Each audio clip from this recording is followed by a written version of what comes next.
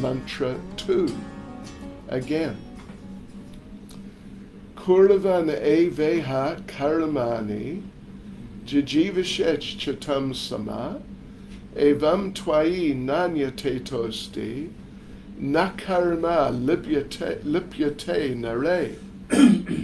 One may aspire to live for hundreds of years if he continuously goes on working in that way, for that sort of work will not bind him to the law of karma. There is no alternative to this way for man. So yes, we went through what did we go through? 5 paragraphs yesterday, and the basic point, Prabhupada introduced a number of points. Everyone wants to live forever, all living entities want to live forever. But the problem is that everyone is entangled because of karma. So then Srila Prabhupada explained that there's karma, there's akarma, and vikarma. Regular karma means fruit of activities according to scripture, but they're fruitive, they're materialistic. Then akarma means actions which free us from the cycle of birth and death. And vikarma means actions which entangle us further in the cycle of birth and death, and really entangle us very badly. So many people, at least people who follow the Vedas a bit, they prefer karma, meaning pious fruit of activity for material improvement. But according to the Vedas, not just gross sinful activity, that is vikarma, which, as you may recall, we mentioned last night, Prabhupada says, if people engage in vikarma, they glide down to the lower species. It's, Prabhupada put it that way, so Hare Krishna. It may not just be a glide, though. It may be a bit of a radical fall, just bang, into some lower species. Just a horrible situation. So better to do akarma, activities which free us from the cycle of birth and death. That was sort of the first major point. Then we read, Srila Prabhupada referred to Bhagavad Gita chapter 3 verses 9 to 16, which are all about performing activities in sacrifice for the Supreme Lord, for Vishnu. Work done as a sacrifice for Vishnu has to be performed. Otherwise, work binds one to this material world. So yes, so people should try to dedicate themselves to doing activities for the Supreme Lord, because that will deliver us from birth and death.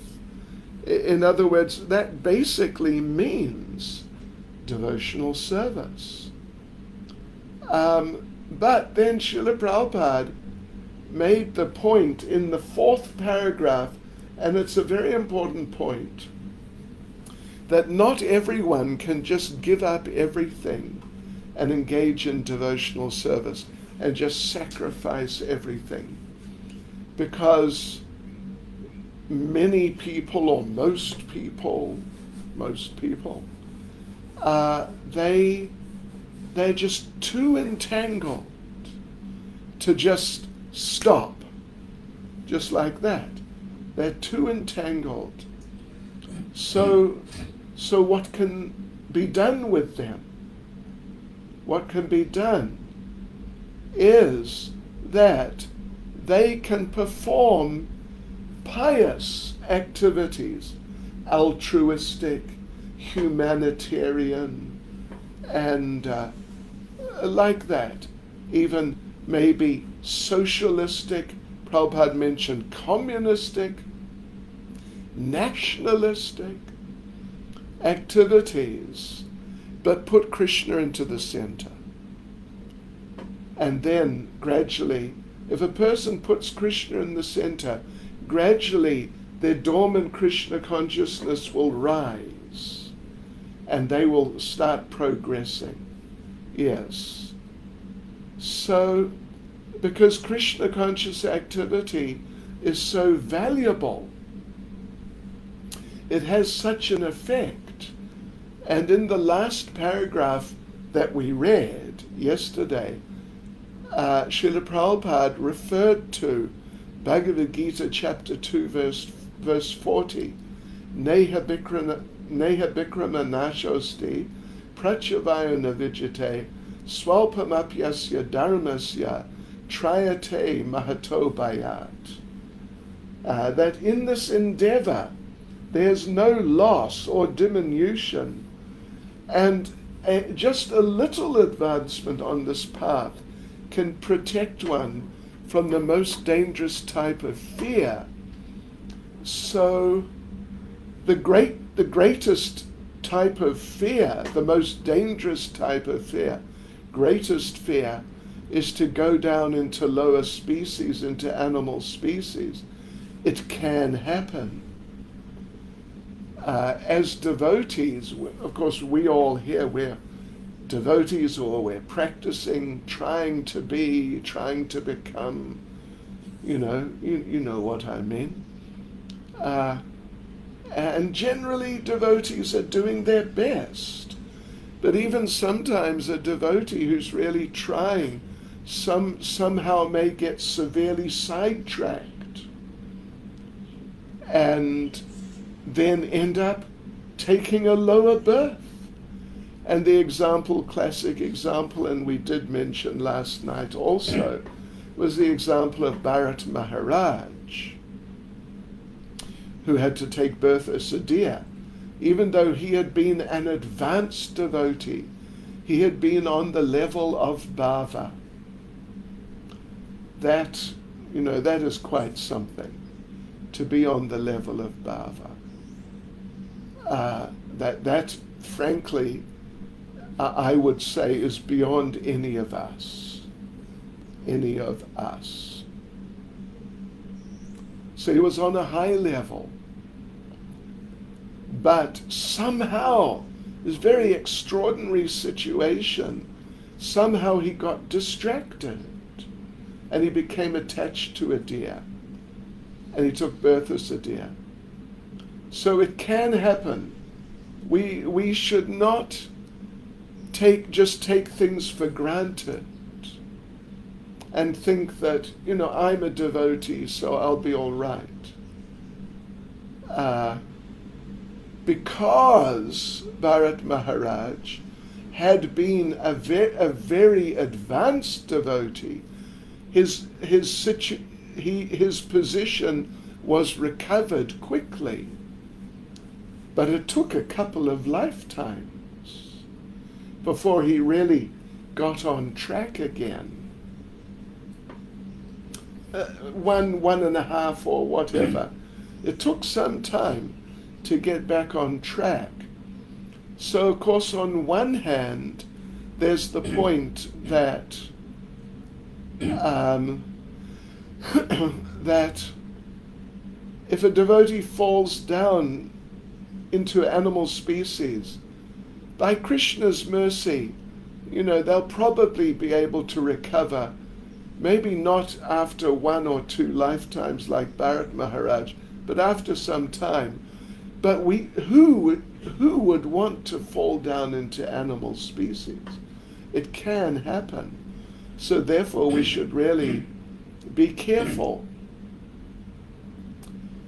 Having said that, Having said that, just to look at it from the other point of view, the view of how valuable devotional service is, Srila Prabhupada, when he gave a class on this verse, chapter 2, verse 40, Bhagavad Gita, Srila Prabhupada told a story.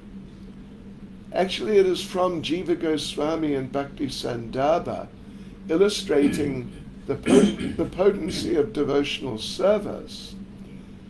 But Prabhupada told the story of one mouse who was living in a temple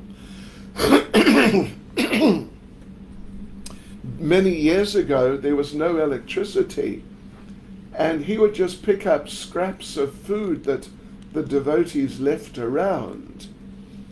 And sometimes if he couldn't find any scraps of food, he would climb up onto an oil lamp which was burning in front of the altar and drink some of the oil. And this way, somehow, he maintained himself.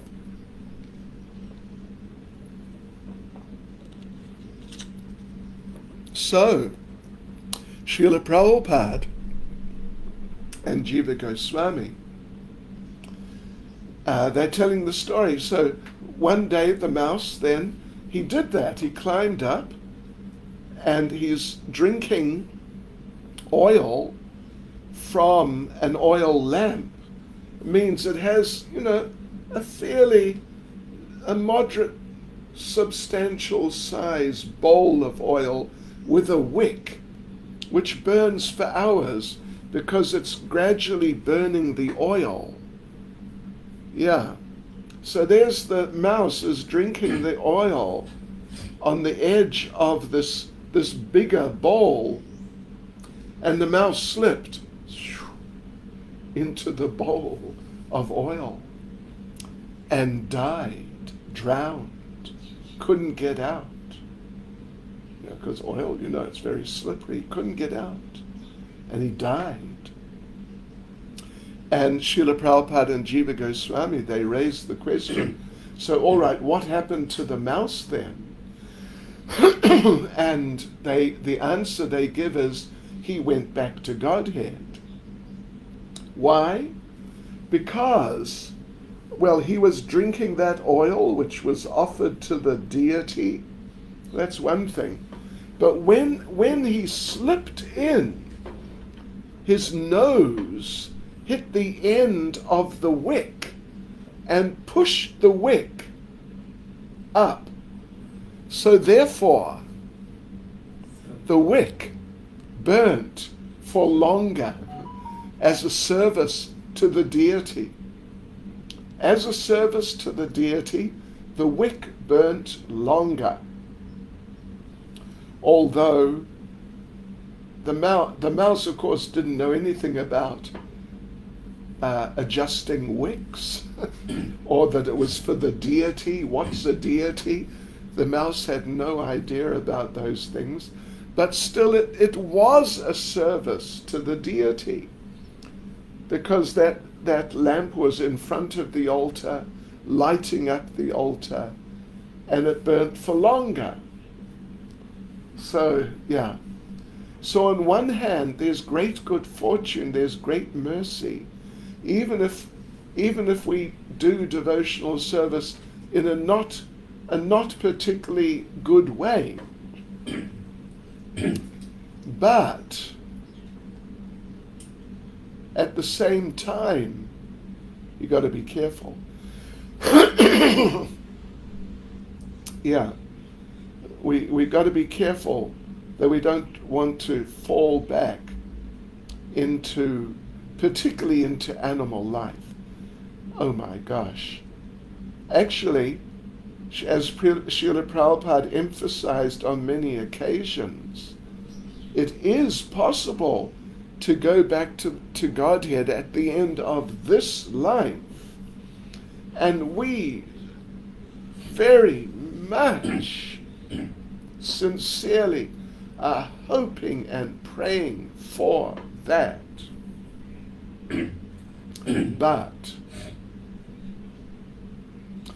anyway, Hare Krishna, we're praying. Let us just say that. And we would really rather not take another birth, because you never know what's going to happen. Even if you take birth as a devotee, in a devotee family, still you just don't know what's going to happen. So if we can finish everything up back to Godhead at the end of this life, that would be best. So, yeah. So unfortunately, people don't understand this. People don't, if after taking the human form of life, if in the human form of life people misuse it, but they don't understand. They don't understand because they have the defects. Because they have the defects, they can't understand the value and the necessity of developing God consciousness only. And devotees, you are amongst those few. But be careful. Please be very careful. So, okay. So the point was there that if a person cannot just fully get into devotional service, just give up materialistic life, at least let them do some pious activity for the people or something nice, and try and put Krishna in the center. And by that effort of trying to keep Krishna in the center, then gradually their Krishna consciousness, which is dormant within the heart, gradually it'll come out and they'll become devotees in the more serious sense of the term. So we go on to paragraph 6 now. I mean, last night we were not able to cover paragraph 5 sufficiently. That's why I went back over some of these things, that verse from the 2nd chapter, more. But now let's carry on with, it's on page 14 of our book, paragraph 6. So Srila Prabhupada begins the paragraph by making the point that when altruistic activities means pious, philanthropic, for the benefit of humanity or that sort of idea, when altruistic activities are executed in the spirit of Sri Isopanisad, they become a form of karma yoga. Now, I think many of you, maybe all, but at least many, you were with us when we went through Bhagavad Gita in detail over 80 one-hour sessions or something like that. And there was a lot of talk of karma yoga and the connection or relationship between karma yoga and bhakti yoga. Karma yoga, of course, means you do your material duty and offer the results to the Lord. That's really the essence of karma yoga. Like Arjuna was a Kshatriya, so for him, karma yoga would mean fight and offer the results to Krishna. Bhakti yoga is deeper. Bhakti yoga means that you don't just necessarily do your material duty. You can do your material duty. It's not that you shouldn't do it, but it's not like you must do it. In karma yoga, you must do your material duty in a sort of renounced spirit and offer the result. Of course, in order to offer the result, you have to have a renounced spirit. Otherwise, you won't be able to, when the result comes, you won't be able to renounce it. So bhakti yoga, though, it means that you just do whatever Krishna wants. And, of course, we can say that, but how will we know what Krishna wants? That's a good question. We will know from the spiritual master, and if we cannot ask the spiritual master personally, then we can know from the senior devotees what service will be most acceptable to Krishna. So then you just do that. And it's not that you just do it and offer the result, but even when you do the service, that's an offering. You're doing the service for Krishna in a mood of love. And of course the results are offered at the end. But from beginning to end, your service is an offering to Krishna. Whereas karma yoga means you do what you like to do. Your natural material activity, what you like to do. You do that, but then give the results. So that's the difference. As Lord Krishna explained there in Bhagavad Gita, from karma yoga to bhakti yoga, there are two routes, two paths you can take. One path, and which is what Arjuna was doing basically, is you just carry on doing your duty, you don't stop, but because you're offering and because there's that connection with the Lord, gradually you become purified, and then naturally a mood of devotion starts to develop. Yeah, without making like some extraneous endeavor. Because of the offering to Krishna,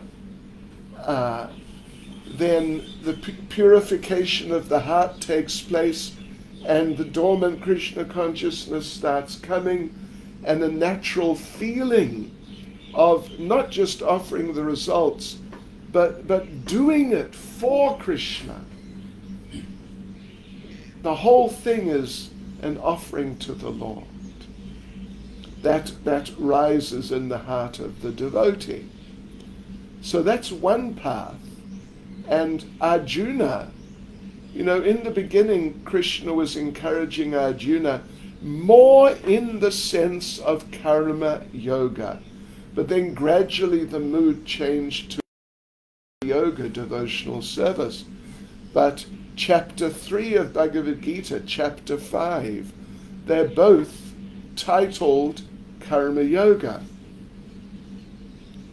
Of course, the 5th chapter is Karma Yoga as action in Krishna consciousness, but still Karma Yoga is there. And then gradually devotion develops. The other path is from Karma Yoga through Ashtanga Yoga, and then from Ashtanga Yoga into Bhakti. Yeah. That's a possible approach. Ashtanga or Sankhya. Okay, so here though, it sounds more in Isopanisad, the path of going from karma yoga, then gradually from there straight into bhakti yoga through a process of purification, or just through through the process of purification which occurs when you offer the results to the Lord and you're trying to keep Krishna somewhat in the center. Yeah, so Prabhupada begins the 6th paragraph.